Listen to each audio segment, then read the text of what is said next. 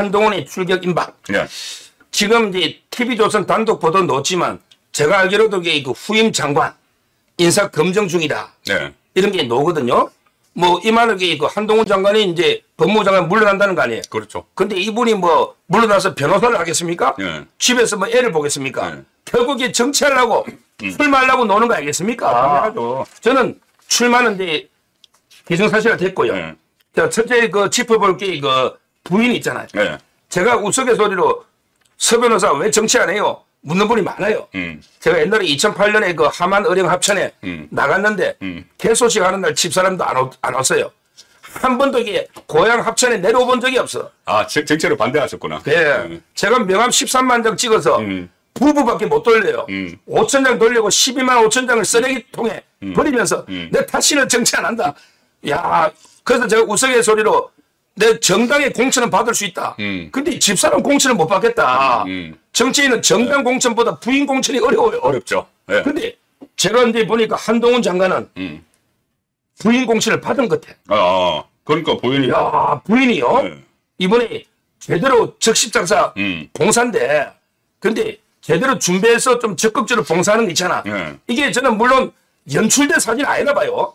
또 뭐 윤석이나 이 좌파들은 야, 그 뭐 김남국이도 그러더라고 사진첩 만드느냐고 막 욕을 하고 하는데 저는 자연스럽게 봉사활동이 찍힌 사진이다. 네. 그렇지만 이게 모든 언론에 공유되고 이게 부인이 그 봉사를 하는 거는 부인이 이미 한동훈 장관한테 정치해 공천장을 준 게 아닌가. 이렇게 보는 게 어떻게 봅니까? 부인 공천. 예. 연출됐어도 괜찮아요, 그거는. 괜찮아요. 어차피, 이제 총선에 나오면은, 우리 그 정치에서는 배우자들도 상당히 중요하거든요. 그렇습니다. 배우자 보고 안 찍는 사람도 있어요. 배우자 보고 찍는 사람도 있고. 왜냐하면 배우자가 정말 제대로 정치를 잘 할 수 있도록 내조를 할 것인가 이런 것을 보거든요. 그런데, 뭐, 그렇게 해서 국민 앞에 일단 모습을 보이는 그 절차인데, 그리고 부인 공천을 받는 게 진짜 중요해요. 왜냐하면, 일단, 대법원 경제권을 부인이 쥐고 있거든요. 예. 그래서 경제권을 쥐고 있기 때문에 선거에 나가면 부인이 전폭적으로 지원을 해야 돼요. 그래서 제가 하나 에피소드를 하나 말씀드리면은 제 아는 사람 중에 이 고위 공직자가 갑자기 이제 단체장을 나가려고 이제 부인한테 나 한번 나가볼까 하니까 부인이 결사 반대한 거예요. 결사 반대하면서 반대 뭐 지금까지 뭐 공직 잘하다가 왜 나가느냐 하니까는 이 공직자가 딱 한마디로 제압을 했어요, 부인을. 어떻게? 뭐냐면, 내가 지금 그 정년이 한 5년 남았는데, 내가 나가서 단체장 돼서 3선 하면 12년은 그냥 간다. 12년. 3선 하면은, 12년은 가고, 그 다음에 또 국회 진출하면은 정년이 없어진다. 이래가지고, 오케이를 받았다는 거예요. 그러니까 그다음부터 그 부인이 정말 열정적으로 도와서 결국 됐어요. 되니까 어쨌든 이 부인 공천은 이제 한동훈 장관이 받은 걸로 보이고 특히 여기도 이 진은정 변호사도 진은정 변호사도 어쨌든 이 첫 등장하는 모습이 상당히 좀 많은 화제를 지금 불러오고 있어요. 많은 화제를 불러오고 있기 때문에 이것은 좀 긍정적인 효과를 낼 수가 있다고 봅니다. 지금은 이제 진은정 이분이 법조인 집안이죠. 아버지도 이제 옛날 검사장, 진행구 검사장. 조폐공사 파암도. 그러니까 지금 이게 법조인 집안인데 서울법대 후배예요. 네. 서울법대. 2년 후배가 돼요. 예, 2년 후배죠. 그리고 이제 이분이 그 미국 변호사예요. 네, 예. 그리고 이제 김현장에 지금 하고 있거든요. 저는 또 오래 했고. 저는 이제 우리 그 보수 쪽의 영부인들이 참 김건희 여사도 똑똑하고 미모, 지성 이게 리더십 다 있거든요. 요즘 이게 김건희 여사도 호남 갔을 때 그거 봤잖아요. 엄청나게 열렬한 환영을 받았거든요. 네. 참 이게 보수 쪽에 영부인 복원이 있는 것 같아요. 이번에 만약 한동훈 장관이 잘 되면 이도 뭐 서울법대 변호사에 미모에 뭐 나무랄 게 없잖아 우리. 그 좌파 쪽에 한번 비교해봐요. 우리 뭐 입에 담기도 뭐 그런데 양산에 뭐 누구 있잖아 그 김모 씨. 그거하고 한번 비교해 보십시오. 제가 더 이상 외모 발언은 안 하겠지만 저는 앞으로 상당히 그 한동훈 장관한테 부인이 천군 만마가 될 것이다. 이게 보이고요. 네. 그런데 하나 잠깐 물어봅니다. 선배님은 왜 안 합니까? 부인 때문입니까? 왜 출마 안 합니까? 아니 일단 부인 공천도 받기 어려울 것 같고 당 공천도 받기 어려울 것 같고 내 스스로 나한테 공천 안 줄 것 같아요. 아니 당 공천은 충분하잖아요. 대구나 경북에. 밖에서 제가 이렇게 비판하고 지적하고 하는 것이 훨씬 재밌기 때문에 자 지나가시죠. 넘어가.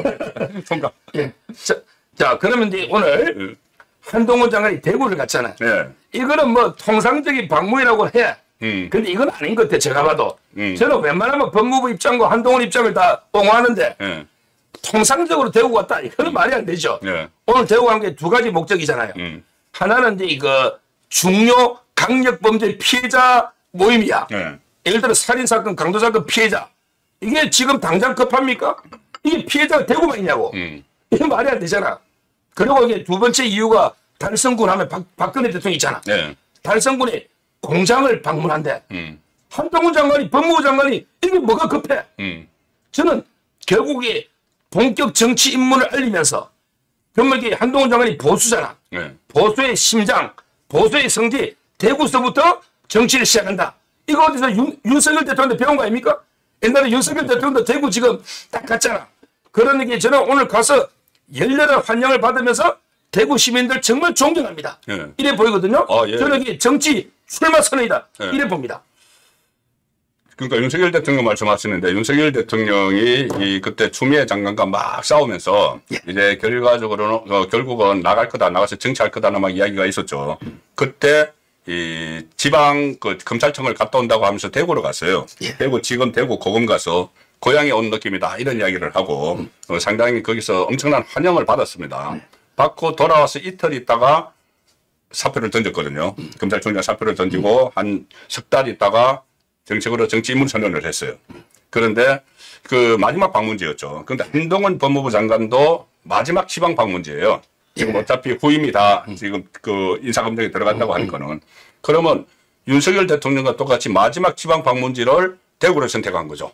대구를 선택을 했으면은 일단 이 사태가 임박했다. 이걸 먼저 알 수가 있고 그 다음에 대구가 보수의 텃밭이고 윤석열 대통령에게 75%의 그 표를 몰아준 것입니다.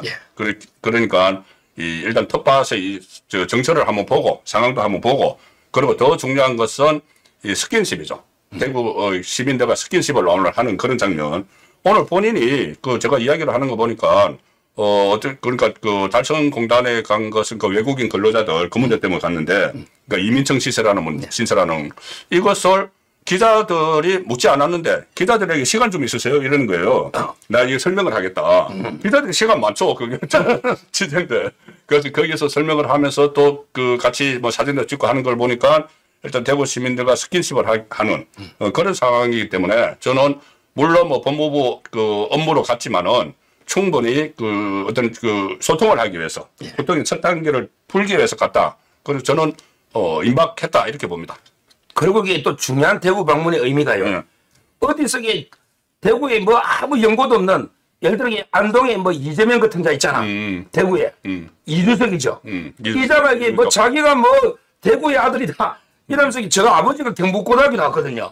근데 본인은 아니에요. 유승민 동기죠. 네, 그러니까 본인 서울에 있어요. 그러니까 이제 이준석이가 대구에서 뭐 신당을 만들겠다. 그러면서 대구에는 뭐 고양이들만 있다. 이게 좀 열받더라고.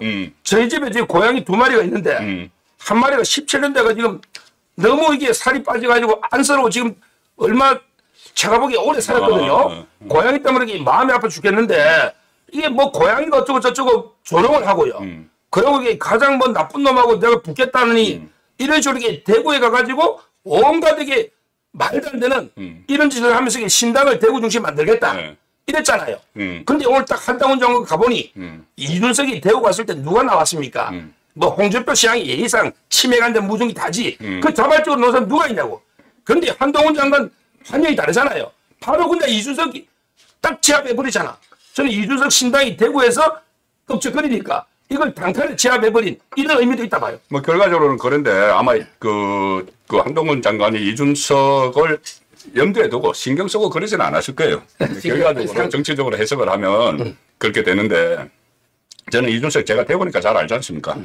이준석이 그때 당 대표 할 때는 대구 오면은 몇 명이 쫓아다녔어요. 왜냐하면 나중에 공천 받으려고. 근데 그 사람들도 이번에 다 떠나고 지금 최근에 그 대구 갈 때 그때 뭐 보시면 알 겁니다. 그 동대구역에 내렸을 때 혼자 백팩 메고 나왔잖아요. 기다리는 사람은 기자밖에 없었어요. 기자들은 지금 취재를 해야 되니까는. 그러니 본인이 지금 대구에서 신당을 만든다는 것은 일종의 블러핑이고 이거 못 만듭니다. 대구 중심으로 신당을 못 만들고 또 뭐 다른 데서도 신당 못 만들어요. 이것은 결국은 제가 말씀드렸다시피 미치광이 전략인데 미치광이 전략. 저는 미친놈이라고 하죠. 진짜 미친놈이고 선배님 미치광이 전략이는 안 미쳤다는 놈이고. 그러니까 미친 척하는 거죠. 그러니까 저는 진짜 미쳤다는 거고. 예, 그 말씀하시죠. 예, 미치광이 전략이 뭐 어쨌든 외교 용어입니다. 미치광이 전략을 썼는데 이게 본인이 너무 거기다 빠져버렸어요. 진짜 미치광이처럼 돼버려가는 거예요. 그러니까 가린 예를 들어 뭐 오늘 당장 자기가 오늘부터 비대위원장을 맡으면 120석을 가지고 올 수 있다. 뭐 이런 식으로 이야기를 하고 어쨌든 지금 보면은 이 갈팡질팡 하는 것 같아요.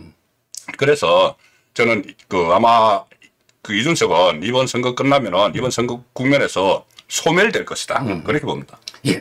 자, 그러면 이제 한동훈 장관 관련해서 네. 지금 이게 후임 인사가 들어갔잖아요. 네. 저는 이제 개인 아이디어 차원이에요. 제가 옛날에 이뇨한 위원장 추천해버렸잖아요. 선배님 방송에. 네. 근데 돼버려가지고 저도 깜짝 놀랐어요. 저는 제가 방송 얘기하고 돼버리니까. 네. 근데 이것도 진짜 제가 뭐 대통령실에 아무 교감 없고 순수한 아이디어입니다. 자, 후임 법무부 장관인데 저는 진짜 이게 거물급이 와야 된다 봐요. 왜냐하면 이게 한동훈 장관 이상의 경륜 거물급이 와야 된다. 왜? 이재명도 잡아야 되지. 그 다음에 문재인도 잡아야지. 앞으로 이 송영길도 잡아야지. 지금 이게 한두 개가 아니잖아. 그래서 제 아이디어가 또 지금 이게 험지 출마 희생론이 많이 나오잖아.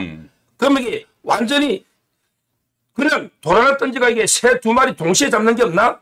그래서 제가 생각한 거는 차라리 권성동 의원. 이분이 법사 쪽은 이게 워낙 전문가거든요. 사선이고. 그렇죠. 진짜 법률 전문가 검사 출신이잖아. 이정도 그러면 옛날 추미애도 하고 박범계도 했잖아. 권성동 의원 한번 이렇게 법무부 장관 해서 제대로 하면 때려다 봐라. 이재명 문재인. 그러면 물갈이가 자연스럽게 어차피 지금 측근들 불출마나 험지 출마 놓잖아. 권성동 의원이 서울에 놓는 거는 쉽지 않아요. 그런다고 해서 강릉에 버티기도 어렵잖아. 그럼 또 이게 공천 안 준다 해서 무소속 놓을 수도 없잖아.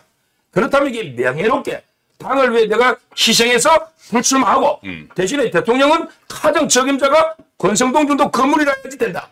이렇게 제가 한번 아이디어 차원 한번 띄워봅니다. 뭐 될지 안 될지 모르지만. 처음 띄우는 거예요, 여기서? 제가 유튜브 방송에서 띄운 건데 전혀 교감은 없어요. 근데 한번 어떻게 생각하는지 한번 들어보고 싶어요. 교감 없으니까 되더라고, 인요한 위원. 왜요? 어떻게 뭐 후임 추천할 분이 또 있는지. 그러니까 지금 후임은 말씀하신 대로 이게 정무적 판단을 좀 할 줄 알아야 됩니다. 법무부 장관 정무적 판단을 할 줄 알아야 되고 그리고 지금 이 대체 불가라는 이야기를 했거든요. 한동훈 장관은 법무부 장관 대체 불가 법무부 장관이다. 왜 그러냐면은 이게 법무 행정도 금수완박 이런 것도 완전히 무력화시키고 또 뭐 이민청 만들고 여러 가지 법무 행정도 제대로 잘 하면서 과외 일로 민주당 의원들을 제압을 하잖아요. 그래서 대체 불가라고 해서 제가 들은 바로는 윤석열 대통령도 원래는 이 총선 안 내보내려고 했다고 들었어요. 여기서 쓸 게 더 많다, 쓸 때가. 근데 결국 이 강서구청장 선거 그 여파로 나가는 게 이제 확실해졌고 그렇다면은 대체 불가 장관인데 거기 이제 버금 가는 정도는 누가 가야 되는 거예요. 버금 가는 정도가 이제 생각하실 때 서 변호사께서는 권성동위원회라고 보는데 저는 딱 한 사람 또 따로 있습니다. 누구? 원희룡. 원희룡 출마해야죠. 검사 출신이잖아. 근데 출마해야죠. 일산에 표를 몇 표 의석 일산에 출마해야 되는데. 근데 그렇게 이제 출마해서 이렇게 제압을 하는 방법도 있고 한동훈 장관처럼 이 도어 스태핑 하면서 막 민주당에 대해서 제압을 해서 실제로 이 민주당을 지도부를 그러니까 법과 원칙대로 수사 그대로 하고 또 뭐 재판 제대로 잘 해가지고 이 이재명 체제를 흔들 수 있는 그런 법무 행정 그러니까 직접 뭐 검찰 수사에 관여할 수는 없지만은 전체적으로 컨트롤을 하잖아요. 지금 민정수석이 없기 때문에 법무부 장관이 해야 돼요. 그건 컨트롤을 하는 그 역할을 맡기는 것도 한 방법이지 않겠나는 싶은데 인사권자가 알아서 하겠죠. 예, 그건 지켜보고요. 자, 그럼 마지막으로 한동훈 장관이 어디 나가야 됩니까?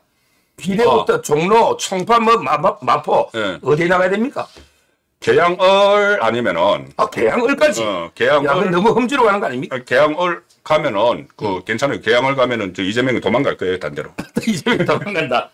그리고 만약에 이재명이 도망 안 가고 거기서 이제 맞붙으면은 이재명의 발목을 잡을 수가 있는 거죠. 선거 때인데 다른 데 못 돌아다니게. 그러면 집중을 해야 되잖아요. 발목을 잡을 수 있고 또 하나는 이기면은 이재명의 방탄조끼를 벗겨버리니까 거기에 가든가 아니면은 비례대표를 해서 이 전국 지원 요새를 가는 그 방안 둘 중에 하나가 저는 적절하다고 봅니다. 그렇습니다.